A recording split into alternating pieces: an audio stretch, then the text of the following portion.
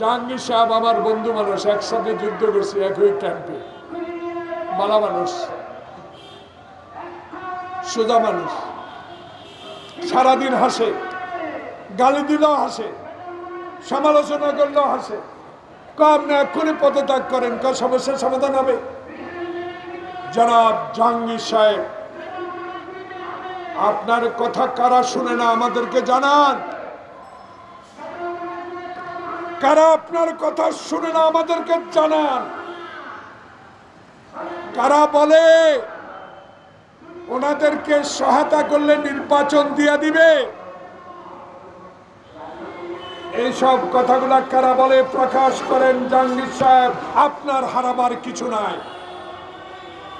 ইউনূস সরকার জাতিসংঘের মহাসচিবকে নিয়ে আপনি আজকে গিয়েছেন, এই জাতিসংঘের মহাসচিবকে বলে দিবেন শেখ হাসিনা এই রোহিঙ্গাকে নিয়ে রাজনীতি করে টাকা কামিয়েছে। টাকা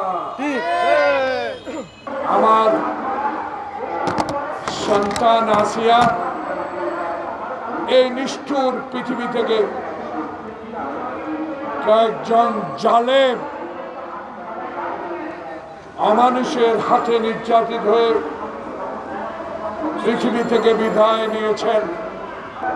আমরা এই নাগরিক আন্দোলনের পক্ষ নয়, শুধু বাংলাদেশের জাতীয়বাদী শক্তির অহংকার দেশনেত্রী তারেক রহমান এবং আমাদের প্রিয় নেতা তারেক রহমান, আমাদের বিজ্ঞ মহাসচিব মির্জা ফখরুল ইসলাম আলমগীর এবং আমাদের দপ্তরে নিয়োজিত বাংলাদেশ জাতীয়তাবাদী দলের মুখপাত্র অ্যাডভোকেট রিজভী আহমেদের পক্ষ থেকে পরিবারের কাছে সমবেদনা জানাচ্ছি এবং এই সরকারকে অনতিবিলম্বে বিচারের আওতায় এনে দৃষ্টান্তমূলক শাস্তি প্রদানের দাবি জানাচ্ছি।